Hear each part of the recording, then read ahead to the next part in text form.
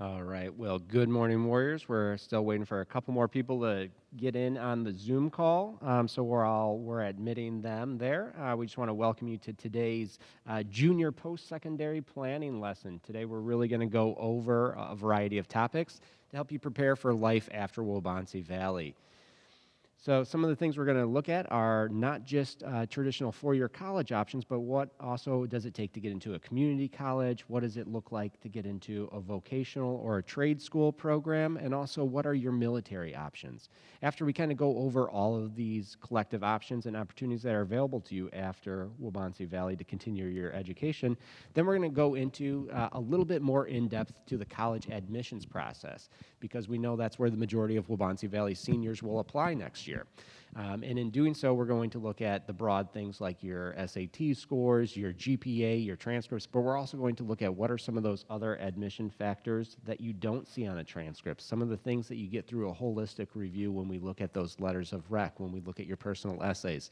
We'll kind of have fun with that with doing a little mock admissions game. So we will eventually need 9 volunteers. So if you're feeling brave and want to claim one of those GPAs later in the presentation here, start thinking about which one you want to volunteer to represent when we get to our portion of the presentation where we're looking at that mock admissions game.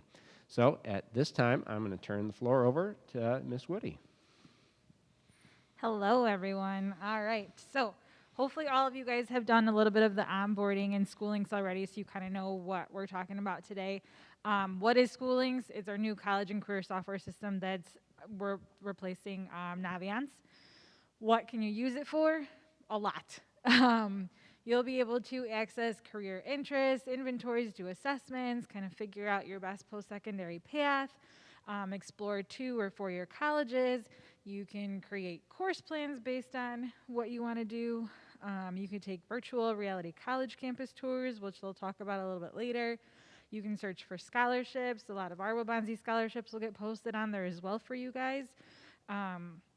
You'll have an opportunity to learn about financial aid. You can find internship and volunteer opportunities, and then explore traditional or emerging military career fields, which we'll talk about next, and then create digital portfolios and resumes. The resume builder is super helpful, especially if you can complete that. That's something that you can give when you're asking for a letter of rec, which we'll talk about more in detail later. And then the more information you put into schoolings about yourself, the better college match searches will go for you, and different scholarship matches will work out better for you as well. Okay. Post-secondary planning timeline as juniors. Really, grades matter, okay? When you're applying for colleges starting in the fall, we will be sending transcript to colleges, and it will include freshman year, sophomore year, junior year. So it's really important that you finish strong this year. Also, it's good to start building your resume, kind of things about yourself, especially when you're asking for a recommendation. There's a form that you can use in our guidance webpage under colleges. It's got a school profile form that you can use to answer some questions about yourself, so we can write a letter that represents you, okay? Also, looking at letter of recommendation, start thinking about who you want to ask, who knows you the best, and reach out to the teachers and counselors. Not all schools require recommendation letters. Make sure you do the research. And also, if they do require a recommendation letter, it's probably 2, 3 the max. We don't want you to ask 7 for 7 letter of recommendation. We want you to ask the teachers that kind of know you and kind of can write you a good recommendation letter versus asking a lot of people to write you one who really don't really know you well. College visits. There's virtual tours on the school links Many schools have virtual tours. It's on the school links that you can do. Also, you can plan a visit. More and more schools are opening up, probably come May, June over the summer, to do a college visit. Contact them directly if they do open for a tour. And then also attend college fairs. Many colleges are at the college fair, so that gives you an opportunity to meet with many of the college reps from many different colleges. Also, this is the time to kind of do research on the cost and tuition, talk to your parents about what they're willing to pay, and also kind of looking at the colleges, narrowing down 4 to 10 schools. There's reach school, target schools, and safety schools. Later on, we'll be discussing that more. And then looking at your interests, your goals, and then also over the summer, if need be, we take the SAT, and also look for scholarship, internship, and volunteer opportunity. All right, so the next couple slides are going to be dealing with the post-secondary options that you guys as students have for you ahead. The first option is going to be that little known, well-kept kind of secret. It's not all that secret, it's obviously out there, but it's going to be that vocational trade school and apprenticeship program or track or pathway that you can take. The trade schools are going to be those union represented workforce areas like carpentry, HVAC, which is heating, ventilation, air conditioning, and refrigeration.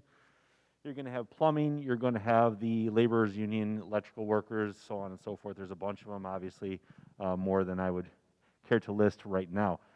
But the best part about it is you get that job-specific training.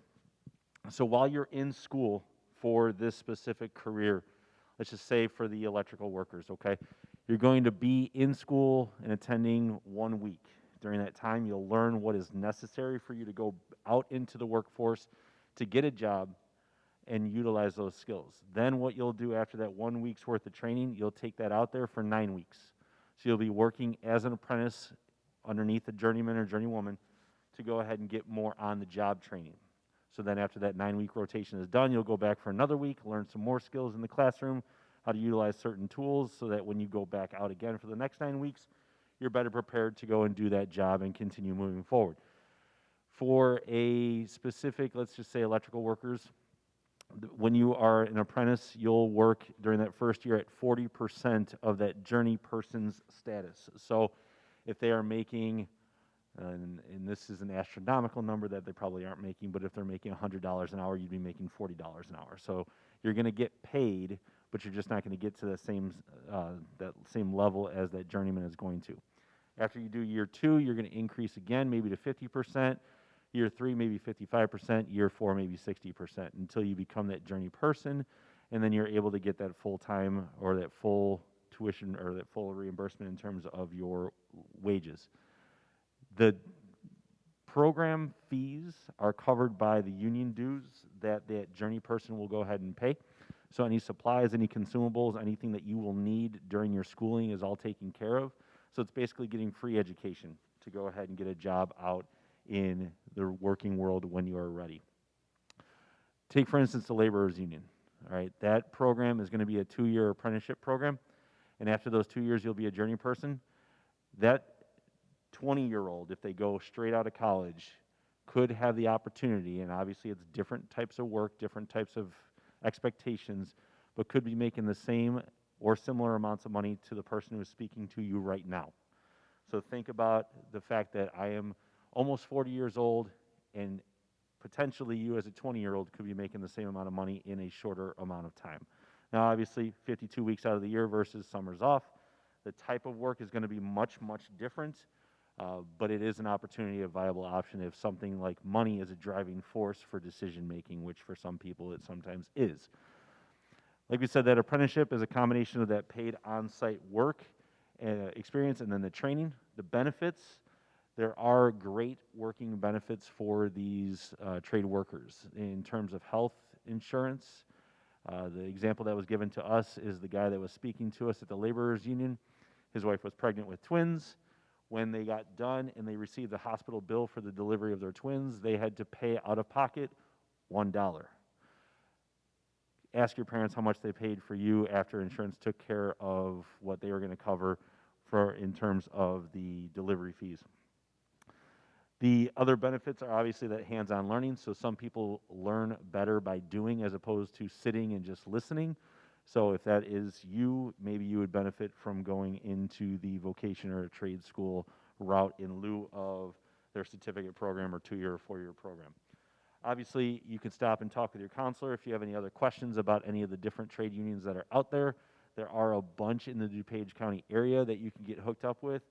What they do ask for, though, is you sometimes will have to find a sponsor that when you do get into the training, that you'll have a job to go to. And that sponsor will obviously work with that specific union hall to get you employed. Next option is the military. You can see the different branches that are up there. You have the Army, the Navy, the Air Force, the Marines, the Coast Guard, and the Army National Guard. So the Marines is just an offshoot or a department of the Navy. So they will go ahead and have recruiters in the area for you to have conversations with. Pre-COVID times, we would have the recruiters come into the building during the cafeteria lunch hours, and you'd see them doing chin-ups and having competitions over in the corner by the big TV screen. Gone are those days for right now. We're hoping that eventually they'll be able to get back on campus and have those fun-filled activities in the cafeteria that you guys can either gawk at or take and participate in. But they are obviously still heavily recruiting. It just looks a little bit different. We have our connections and our recruiters that have made contact with us. So if you're looking to get into the military in way of enlisting, we can provide you with those opportunities as well. In between doing that, you would want to consider taking the Armed Service Vocational Aptitude and Battery Test, the ASVAB, to determine what placement in terms of a vocation or a career you're going to have when you are in the military. So a lot of people, when they get done with the military and they do pursue that collegiate or that college degree afterwards, they will typically filter in and take classes in what program or what vocation they were in when they were in the military.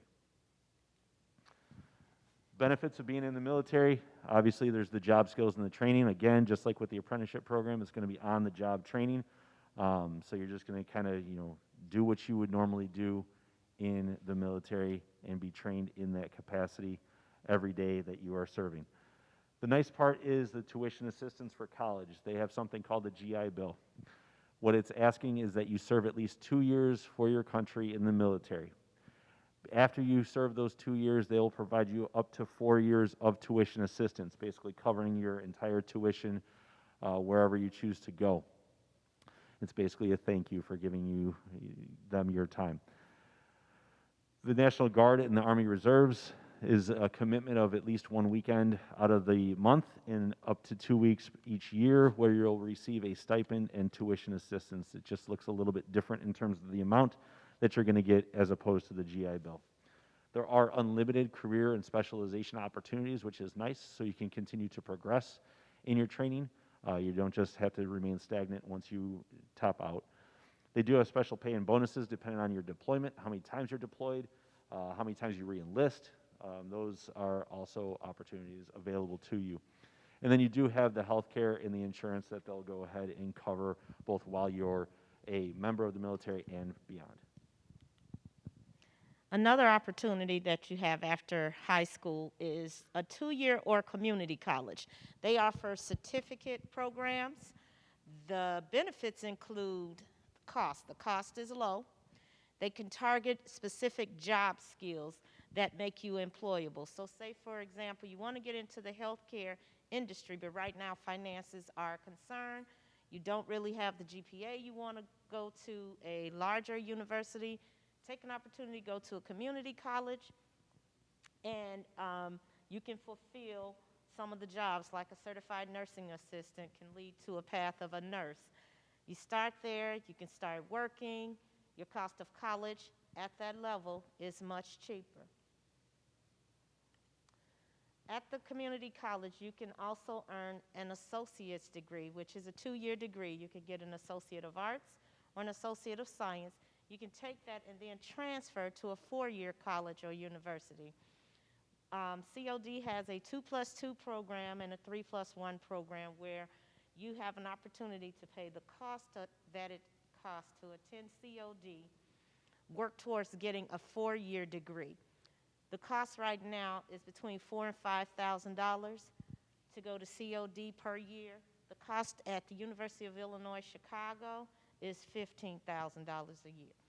So you compare that, and that's just tuition only. That does not include room and board, other college fees and everything, but tuition only, about $15,000.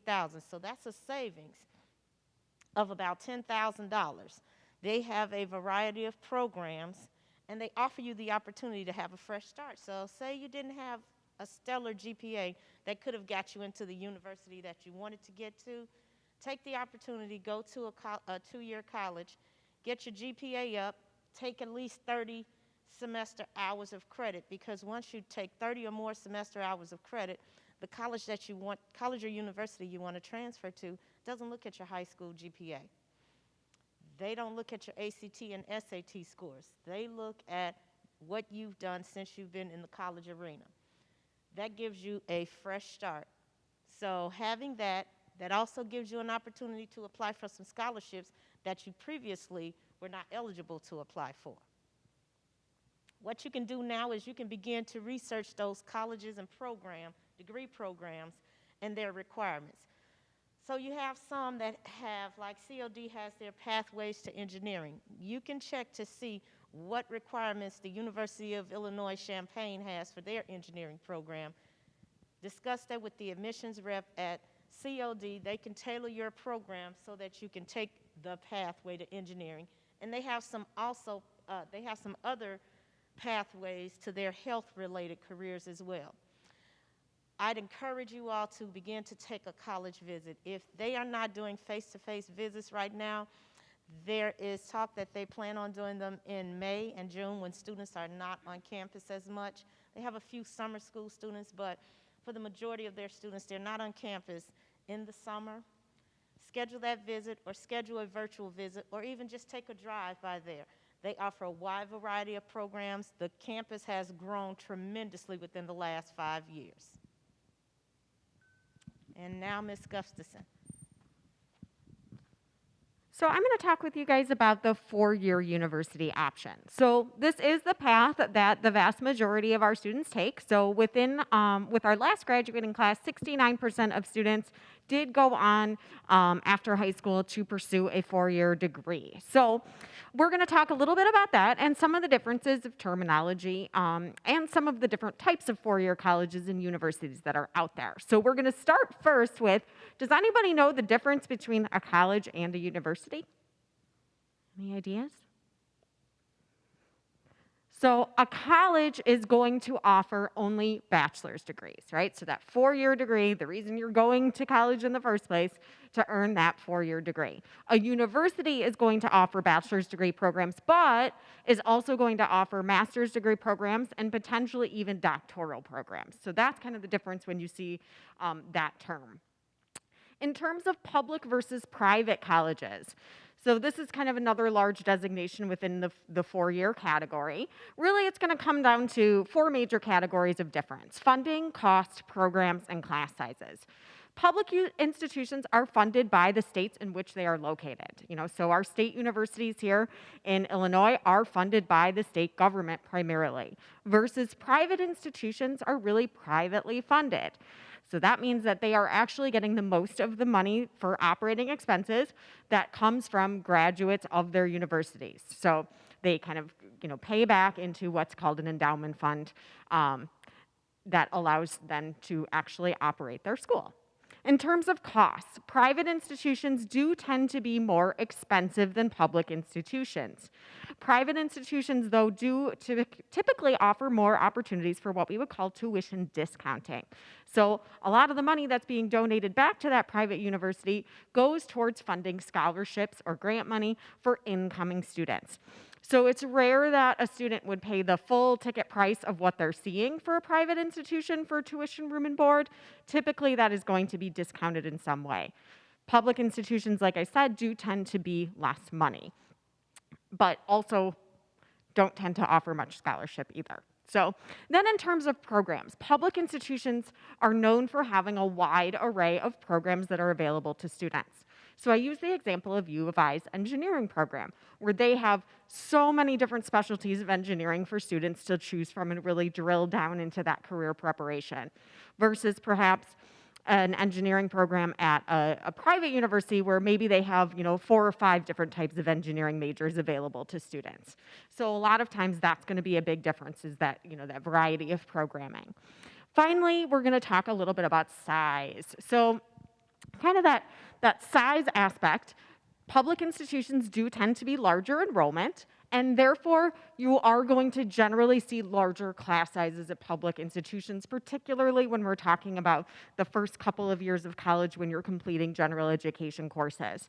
So you might be enrolled at a public institution, let's say an intro to psychology class, there might be 200 people in an auditorium very much like this.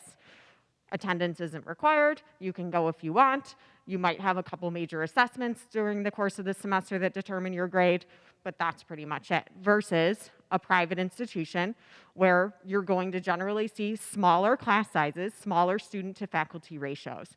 So for instance, that same intro to psychology class at a private institution may have 30 students in your freshman year, and the teacher knows your name. I went to a small private institution myself, and I had the largest class I ever had was probably 40 students, and the smallest class I ever had was probably 5. So just kind of depends on, what appeals to you. So liberal arts versus specialized programs. So there are liberal arts colleges out there where they're really aimed at educating the whole student, and you're going to be taking about 1/3 of your classes will be kind of general education courses, sort of like what you take at Waubonsie to graduate. So you have to fulfill some math, some science, some social studies, some arts or language or vocational or business. Same thing at those liberal arts schools, where they're really looking to educate you as a whole student, a well-rounded student. Compare that with some programs that are, or colleges that are more career-focused, technical-focused. We tend to see this in the area specifically of like STEM-type majors, like for instance, like a Caltech, which are going to be more technologically focused, where the majority of your classes will be focused on your specific major and area of study. We also are going to see this apply a lot of times with arts colleges or universities that are out there, just that more focused approach. So finally, we'll talk about selectivity. One of the biggest concerns that I get when I'm working with students in the college admissions process from students' fear is I won't be admitted anywhere. And so it's really important. We talked a little bit about like target and safety schools and those different categories. So most of the colleges in the United States are not crazy selective. We have a handful of colleges in the US, some of those Ivy League schools and some of those, ones that you hear of as being more highly selective, that have admission rates in the single digits. So as an example, we have University of Chicago. So if we had 100 students in the auditorium right now that were applying for admission, only 6 would be admitted. Does that mean that those other 92 are terrible candidates? Of course not. They might be super qualified, but they can only take 6. We can't take everybody. And those were the 6 that had the qualities that they were looking for that year. So we compare that with potentially like an Augustana, so a mid-range private school in the Quad Cities where 56% of students are being admitted. So they're not taking everybody, but about half of the people that apply are going to be admitted. And then we can compare that with an Aurora University. So right here in our own backyard, where 86% of students are being admitted. So we really want to make sure during that application process that we have a range of schools in your pool, right? If you only apply to those single-digit admission rate colleges, then absolutely it's a possibility that a student might not get into any of them. But we want to make sure we have that range of options that are available to us. Okay, I'm going to talk about some of the application terminologies that you're going to see, especially related to deadlines. So believe it or not, you are going to be applying for college in the fall. So your grades through this year are going to be the last grades that are going to be on that transcript before you start your applications. Now, granted, you could technically wait maybe for some schools for the spring, but most of the time, a lot of students will go for that early action deadline, which is November 1st, is usually the general one. There's some other ones as well. So what an early action deadline is is that is a deadline where you can apply to as many schools as you want, early action, and none of them are binding, but it just has that earlier deadline date versus the regular admission deadline date. There is something called restrictive early action. This is more rare. Essentially, this is that you can't, it's not binding, but you can only apply for one school restrictive early action, and you can't do any other early actions if you do that school. Early decision is the binding one. None of these are required, of course, but if you do an early decision deadline, you have to be very confident in the school that you're applying for this, because it is binding, which means if you get accepted, you must attend that university. So obviously, you want to make sure this is a college that hopefully you visited before, you've done a lot of research, hopefully they have a lot of programs that you're wanting out of your college experience, because if you get accepted, you have to go. Regular admissions is more of the general thing that you see. So they could have a deadline anywhere between November and January, and you just need to make sure that all your application components are submitted before that deadline. And then after that deadline, the admissions committee will review all the candidates and then let you guys know after that. Rolling admissions is a little different. Basically, they open up the deadline at a certain date, and it's open until a certain date, so it's more of a range. And a college, as the applications come in, they let students know if they were accepted or not in a few weeks. So it's kind of, they just kind of keep on rolling with those acceptances or denials as they go. So what are universities looking for? I don't know if you remember, but back during freshman advisory, we talked a little bit about this. I'm going to dive into that one more time just as a reminder. And I want to also say that with all of these requirements up here, it does also depend on the college or university or the program or the major that you are pursuing. So obviously, if you're going into the STEM fields or science or math, you probably should have more than the 3 years of high school math. That's generally required. But in general, colleges are looking for 4 years of English, 3 years of social studies, which is different than our required 2.5 years of social studies. So if you haven't already taken that extra semester of social studies that the counselors recommend, I highly suggest you add that to your schedule next year. 3 years of math, 3 years of science, 2 years of world language. So by now you probably know this, but this does not mean 1 year of ASL and 1 year of Spanish. This is 2 years in the same language, so 2 levels. And then we also wanted to make a little side note. If you plan on applying to a California school or a school out in that area, some of those do actually require a credit in art. So if you are thinking about that, take a look at those colleges, look at their admissions requirement, and you may want to add that into your schedule for next year if that's something you're trying to pursue. So when you apply for college, they are, of course, looking at your GPA.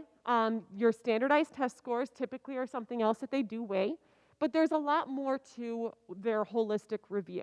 So I'm going to kind of go over that in this moment. So personal essays are your chance to shine, your chance to explain your unique traits, things that where you have shown leadership, to show your voice.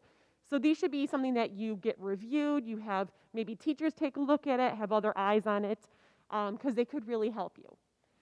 Letters of recommendation. Some schools do not require them, some might require 2 or 3, some might be a collection of counselor letter of recs, teacher letter of recs. So when you're thinking about asking a teacher, as we've said, 10 days notice, 10 work days notice, so that we have time to write the most quality letter of recommendation on your behalf. On your transcript, your GPA will be on there, but they're also going to be looking at your entire scope and sequence that you've taken from freshman year through junior year. So things such as, did you take advantage of electives that are related to your future field? Did you take the advanced courses when you were able to?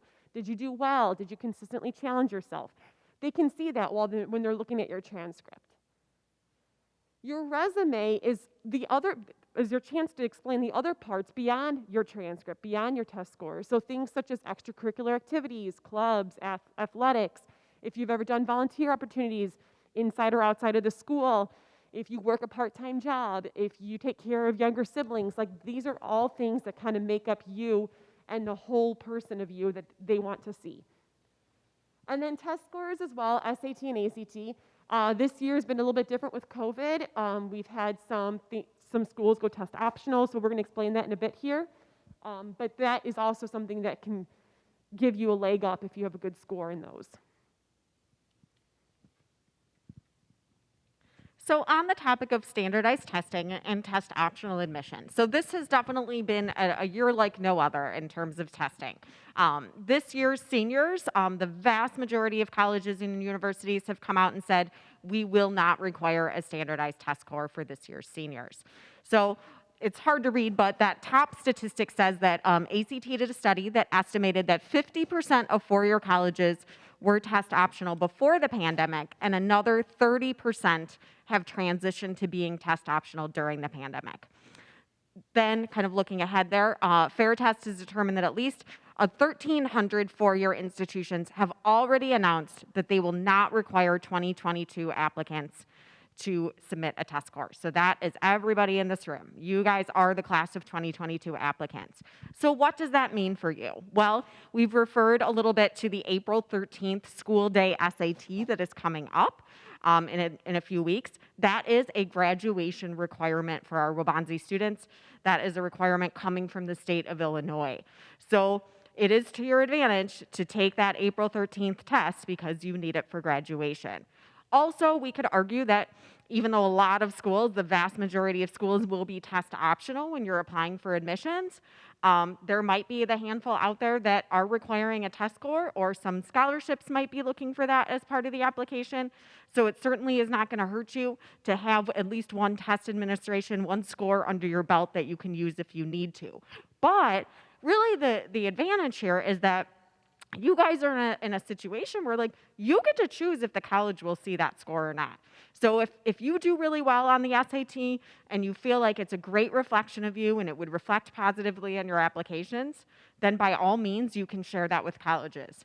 Or if there's some schools that you're applying to, perhaps that are more selective, and maybe your score is like in the bottom 25% of what they're admitting, you can choose to hold that back. So you as the applicant do have a little bit more control in this admission cycle than you would have in previous years. Now, if there are any students who are interested in taking any Saturday test dates, the SAT and the ACT do offer national testing dates that are on Saturdays. That is 100% up to you if you want to take advantage of any of those. Those do not satisfy the school day SAT requirement on April 13th, but sometimes students do opt to take those. In that situation, you would just go to the ACT or the SAT website, you register yourself, you pay for those, and then you sit for that test exam. Okay? I'll pass it over to Mr. Grasky. All right, everyone. Just so you know, we only have a few more slides, and then we're going to be doing an interactive game here. So I know it's a bit of a long presentation, but bear with us. We're getting towards the end here. So I'm going to talk about kind of targeting the right fit. So really, when you're looking at a college or university, where you're going to go, you're looking at three things. You're looking at an academic, financial, and personal piece, okay? The academic sounds easy, but you just want to make sure that you're going to go to a place that actually has the major or has you on the right academic track to achieve what you want to achieve. I think all of us have had a few students that at times have gone to colleges that don't offer their major, and it kind of brings questions into, did they do enough research? Did they understand what they were doing? Because your purpose and goal is to learn something, is to specialize in something. So you want to make sure that that college or university has that track or program or has an ability to get what you're looking for. So please make sure you're doing your research on that and kind of lining yourself up with a college or university that has the same academic plans that you do. Financial. This is a big piece right now. College is really, really expensive, like a lot more expensive than when I went. So I would say right now we have students probably applying to more schools than they've ever applied to. I would say the average is maybe around 5 to 7 schools. And the reason is because it's so expensive, students are trying to apply to many different schools to find out who's giving them the best deal, who's going to give them more financial aid. So, and you can kind of use that information to gauge what's going to be the best financial plan for me and my family. So I really encourage you to have conversations with yourself and with your family to find out what is affordable. I know very well that when I was a junior in high school, I really didn't have a gauge for how much college was. And it's even more expensive now. So we just want to make sure that you are planning and that you are going to put yourself in the right position and not put yourself, crazy amounts in debt, to where it's not beneficial to you. So, and that's going to be different for every person and their financial situation, but please make sure you have those conversations so you can find out what a realistic option is for you financially, because it is a lot of money. I know they've talked a little bit about it before. You know, there's obviously going to be a high price tag on the colleges, but, you know, when you work with them, you're going to be able to lower that price, hopefully with some scholarships or financial aid or whatever it may be. But, you know, you want to make sure you're doing the right thing and putting yourself in a good position afterwards. The personal piece. This, in my opinion, is the most important piece. You need to go to a college or university that is right for you. You are different from everyone. You're different from your friend. You're different from me. You're different from your parents. You're different from your teachers. You have to go to a school that embraces the traits and things that you enjoy as well. What does that mean? It means, really, one of the big things is you probably want to go to a school with like-minded people, all right? So, for instance, if you're going to go to Harvard or Yale, you're going to be there with uber competitive students. That's who goes to those schools. They like competition. They like to push themselves. They like to push, you know, the academic arc of what they're able to do. That's the kind of students that are going to be on that campus, all right? So is it going to be like that way for every campus? No, but you need to find what's right. So you need to get on that campus, and you need to see the types of students that you're going to be around. You'll be amazed at how quickly, getting on campus, you either say, you know what, this is a place I could see myself being at, or this is not a place I want to go because of the types of students that are around. You just really have an intuition, you really get a gauge for being on there if this is a place that you're going to feel comfortable being, all right? You're going to be living there or on campus for 4 or 5 years, so you better enjoy the people that are going to be around with it. Some other things that go into this piece are, do you want to be at a big school? Do you want to be at a small school?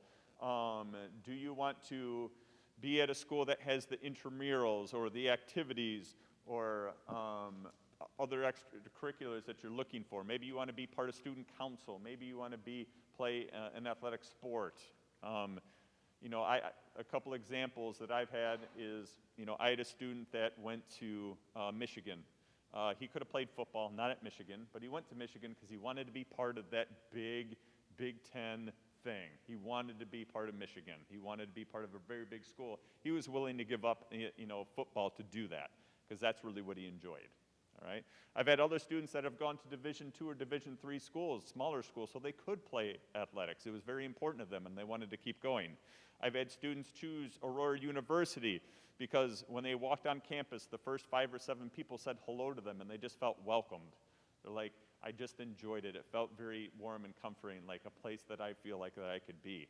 I've had students go to schools because they are on a trimester system. They're like, that's really good for me. I enjoy focusing on only a couple of classes at a time, and I felt that was going to be the best setup for me. So it's really finding what works for you. What is going to help you grow as an individual? What is going to help you grow as a student? And you really need to be kind of selfish in this decision because it's where you want to go. It's where you're going to be. You're the one that's going to be there, not anyone else. So one thing I don't think I've said in the other ones too is you really need to also curb what other people are telling you or what your friends are doing, what you see everyone else doing. They're probably not going with you. All right, so you need to make a decision that is right for yourself.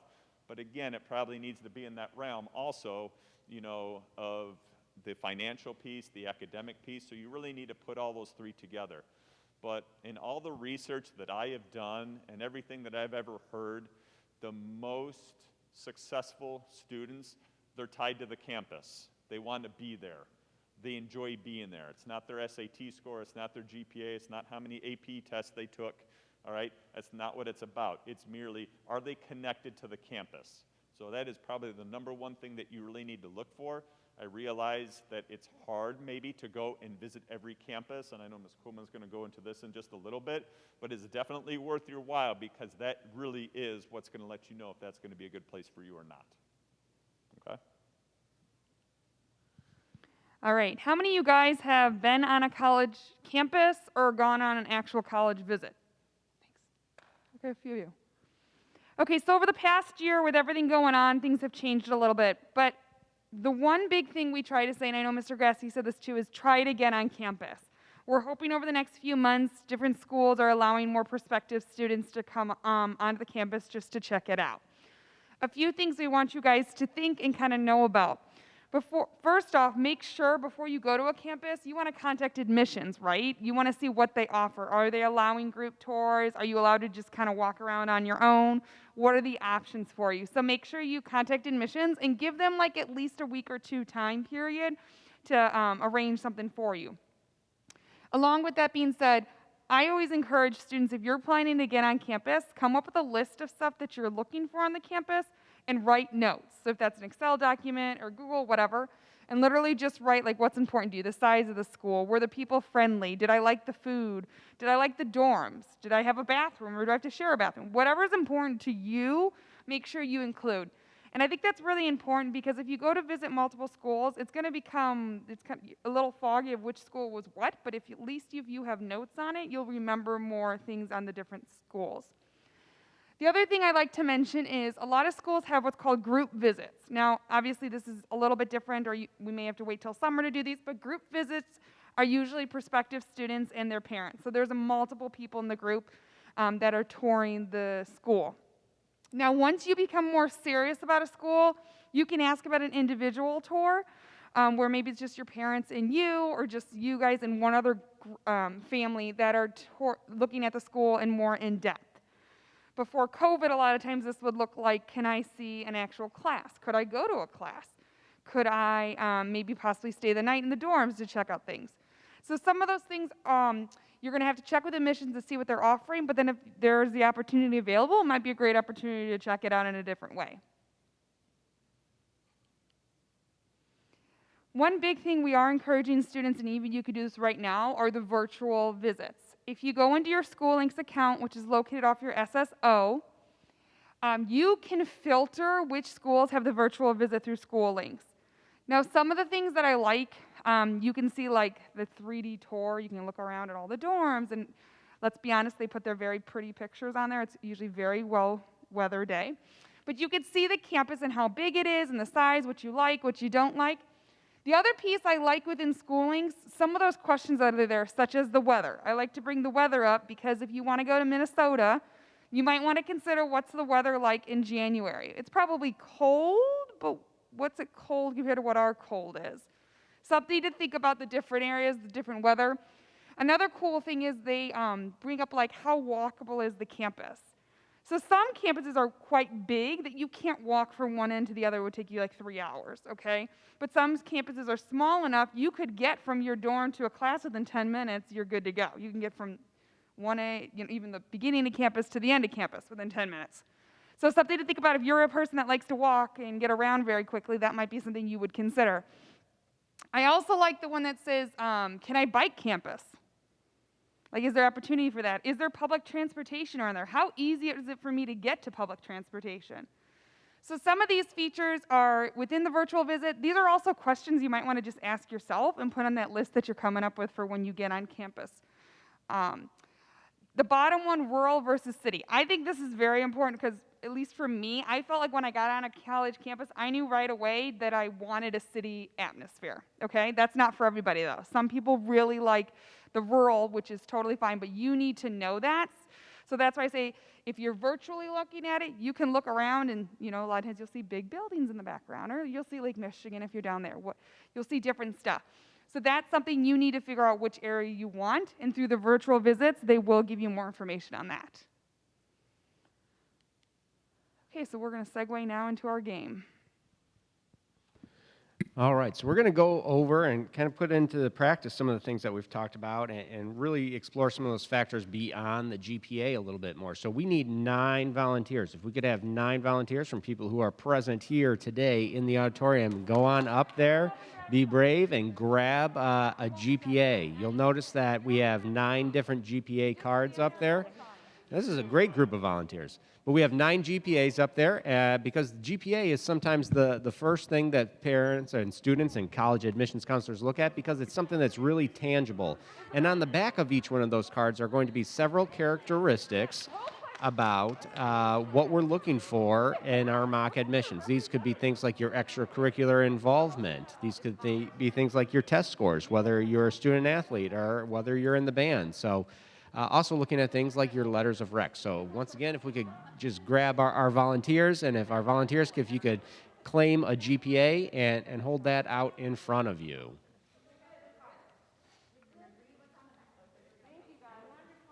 All right, so yeah, if you can, everyone just pick up that card, you'll hold that up so everyone at home can see that. All right, if we go to the next slide. All right, so today we are looking at the admissions committee here at Warrior University. We're a highly competitive school here, Warrior University, and right now we only have 3 spots left in our freshman class. So we're going to look at the factors beyond GPA, because obviously if we were only looking at a GPA, we'd be looking at that 4.0, the 3.9, and 3.8.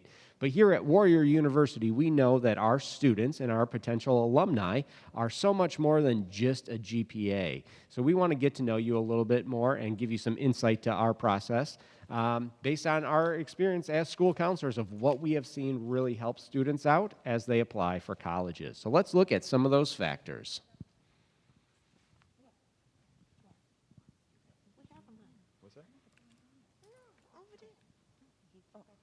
You have taken many of the challenging classes your high school offers. Is this a good thing? Bad So thing? think about it. As we read each one of these categories, think about, does this help you in the admissions purposes, or does this take away from your chances of being admitted?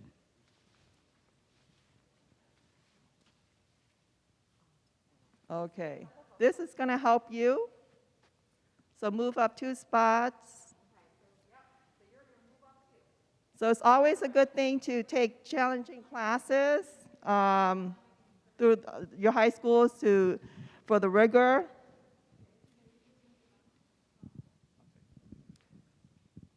Okay, this next one, you play the oboe and you're actually good at it. Do you think this will help your chances or hurt your chances of getting in? Thumbs up or thumbs down? What do we think? I see no thumb. I see 1 thumbs up. A couple. Okay. Yes, this is good. If that's you, go ahead and move up 2 spaces if that's on the back of your card. Thank you. This is a good thing. This shows that not only are you involved, but that you're actually excelling in what you're involved in. And an oboe is maybe not as popular as other instruments. So yeah, it's a good thing. All right, you chose to take math and science classes in your senior year. Is this a good thing or a bad thing? Let's see some thumbs. Most up, I think all up, and that is correct. Yes, you definitely want to do that. Colleges want to see you try and challenge yourself and not take the easy way out your senior year. So if they see you putting in more rigor and challenging yourself in your senior year classes, that is definitely a good thing. Did they move up 1 already? Move up 1. You clearly stated that the college is your first choice by applying early decision, which, as a reminder, is a binding agreement that says that you will attend if admitted. So do we think that's good, thumbs up, or do we think that's going to hurt you, thumbs down? What do we think? You see some thumbs up? Okay. So yes, this can be beneficial for you for 2 reasons, really. Some colleges do admit higher percentages of students through their early decision application programs, right? And part of the reason this is a good thing is because they know you want them, right? They know that if you get admitted, you are coming. So you're a sure thing, you know, like they know that they have your primary interest. So for many students, it can be an advantage. You plan to major in psychology or pre-med, good thing or bad thing? See some thumbs up. Actually, that's not a good thing because you are going to be in competition with quite a few students. So move down 1 space if you have that.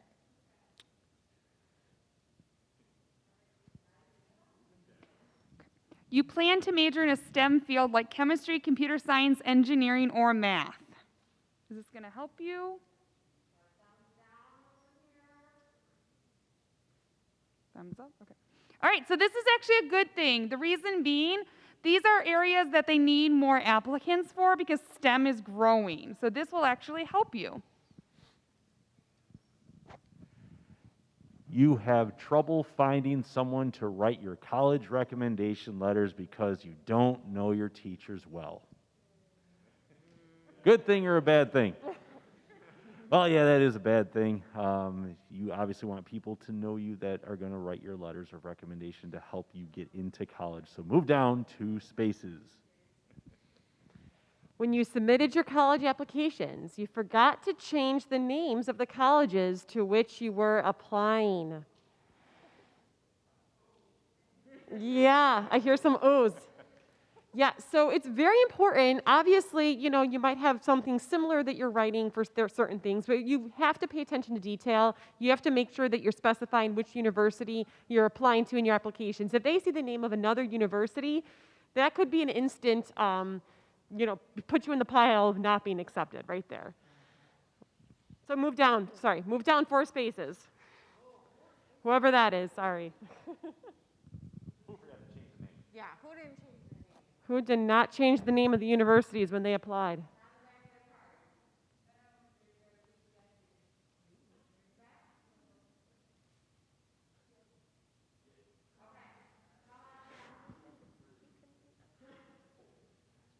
Okay, your brother is a sophomore at this school, this college. Is this a good thing or a bad thing? Does it help you, your chance of getting in or not?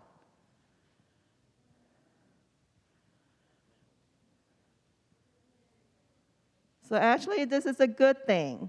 So move up 2 spaces.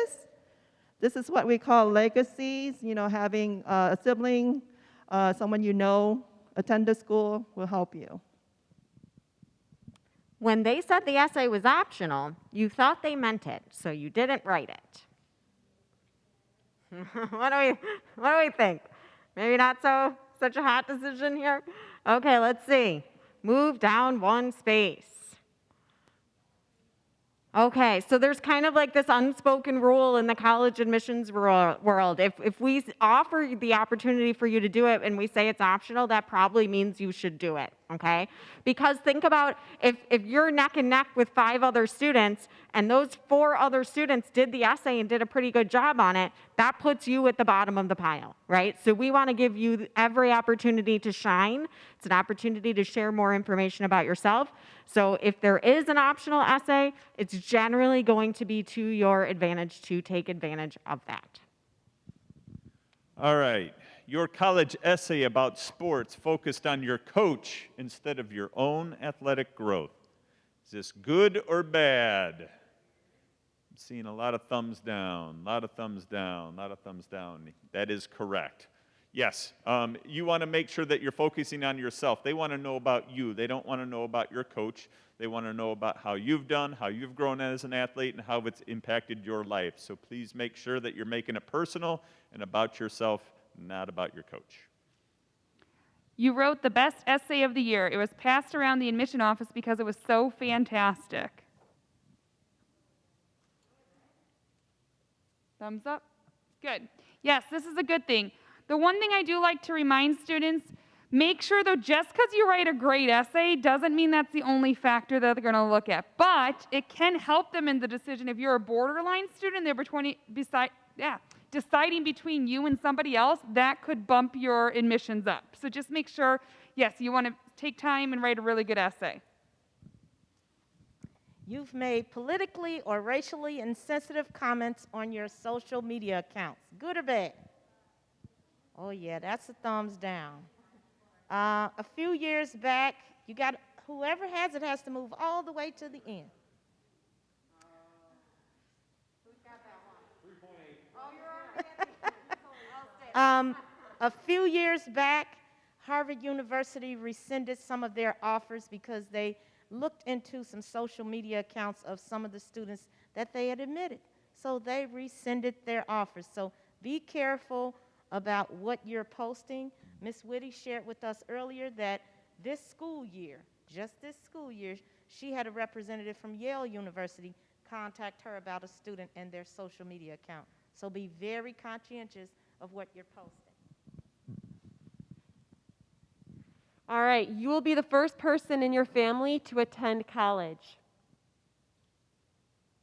Positive or negative? I see a couple thumbs up. Yes, for sure. Colleges want those first-generation students to come in because that gives them diversity on campus.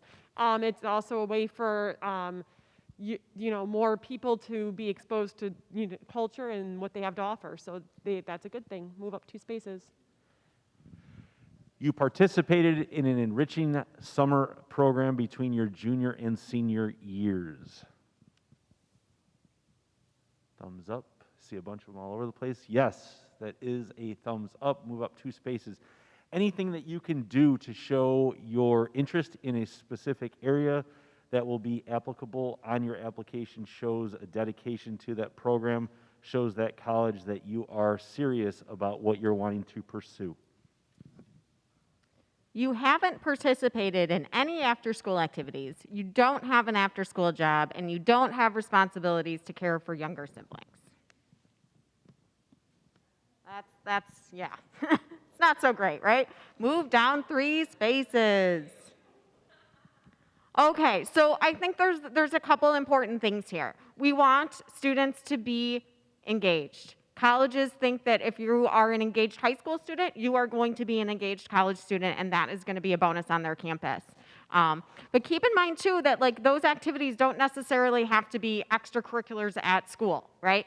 So even if you're involved in a part-time job and you've held that down for several years, or you help take care of siblings after school, those activities show commitment and responsibility and maturity and ability to work with others. So never hesitate to put those things on a resume too, because those can be just as beneficial as having some of those extracurriculars that you're involved in. But they're looking for students who are doing something. That's the key. Your after-school activities include BPA leadership and caring for your younger siblings. Is this a good thing? Definitely. So move 1 spot up. Being in the after-school activities and being in the leadership of a club really matters. Instead of joining 10 clubs and just, attending the meeting 1 time, they want to see your leadership in 1 or 2. So it's really important to do that. You are an Eagle Scout. Okay, I see some thumbs up. Yep. So being an Eagle Scout shows your dedication. It shows that you're driven. You spent a lot of time and effort completing a very big task, and that's something that the university is looking for. They want you to be involved, and they want dedicated students. All right, you are a varsity athlete. Good or bad? Where are the thumbs?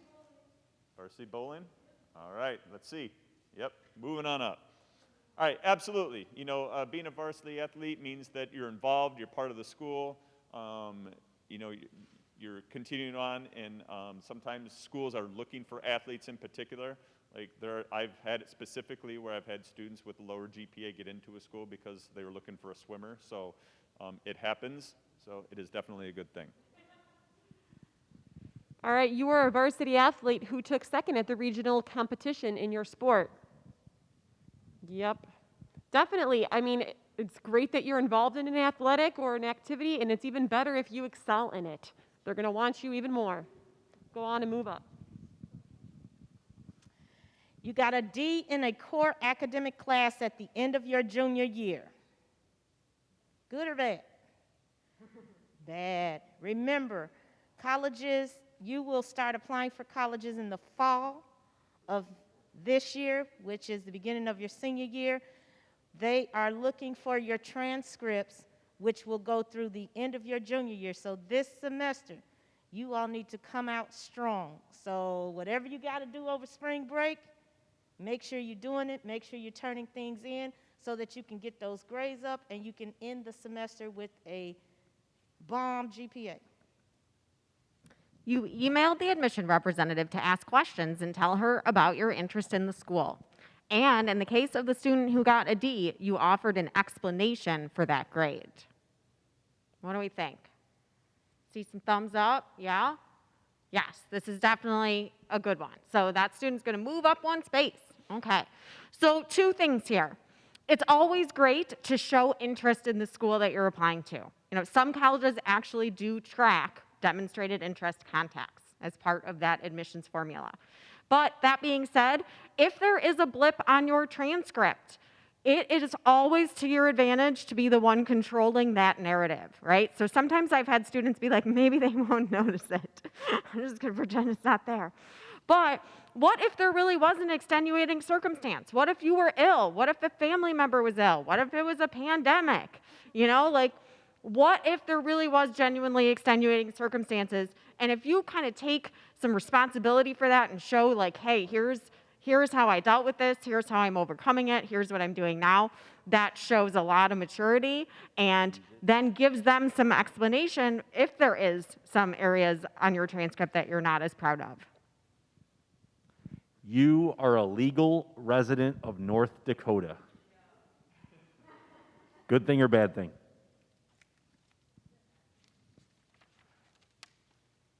Crickets? Well, it's a good thing. Not necessarily that it has to be North Dakota, but in essence, let's go to and look at, say, like U of I. All right, if you're a North Dakota resident applying to U of I, they have certain boxes that they might want to check off in terms of demographics and equal representation across the U.S. So being a legal resident of North Dakota would actually put you at an advantage over somebody, say, from DuPage County, because we flood U of I with applications, and that extends obviously to all the different public universities and private universities across the nation. So being a underrepresented individual, whatever that means specifically to that university, is always going to be looked at as a good thing. You never gave your counselor your student profile form to use when writing your college recommendation letter. Yes, not good. So as counselors, yes, we may know you in one light, but your school profile form or student profile form has a lot of additional information which we want to talk about in your letter. I also like it because a lot of times when I get your profile sheet, I read through it, and then we can have that conversation of, hey, that's super cool. I didn't know that you did this volunteer work. How was your experience? So it just gives us additional information on you, but also you can give that same profile sheet to your teachers to give additional information to them about you also. Okay, your last name is Knight. The name on the library is Knight, and it's not a coincidence. Is this? Okay, move all the way up to the front of the line and stay there. Well, the Knight family contribute a lot of money to the schools, so it's not fair that she moved up to the front, but that's the case of life, right? So looking at, the GPA at our games, at the beginning, you start, you think 4.0, 3.9, 3.8 would be the best chance of getting in, right? Look at the GPA right now, 3.2, 3.4, 3.9. So looking at everything, colleges will look at the holistic, your grades, your involvement, your leadership, your essays, how persistent are you, how are you as a hard worker, maintaining your grades. So everything, considering that, be sure to, finish strong with junior year. When it's time to apply for colleges, make sure that you're very detailed, spend time with that, and also looking at, doing the research, what fits you, okay? All right, at this time we want to thank everyone for participating in our mock admissions conference here. We hope that throughout the game and the presentation you were able to pick up some information that will help you as you start looking at what life holds for you after Waubonsie, whether that's looking at a trade school, the military, 2-year or a 4-year school. Remember, your counselors are here for you along the way, so make sure if you have any questions, you can reach out to your counselors, set up those individual appointments with them, and really take advantage of the next steps that we have planned for you this year, which are, right when we get back from spring break, participating in the school day SAT, so you have a score for you on file. And then at the end of the year in May, we'll have a parent night that you and your family can attend to start getting a little bit more information about college. And then right at the start of senior year, when we return in August, we'll be pushing into some of your classrooms to help you actually start those college applications and get you started on requesting transcripts. So thank you very much, everyone, for coming in today. And thank you, Zoomers, for staying in and being attentive. Have a great day.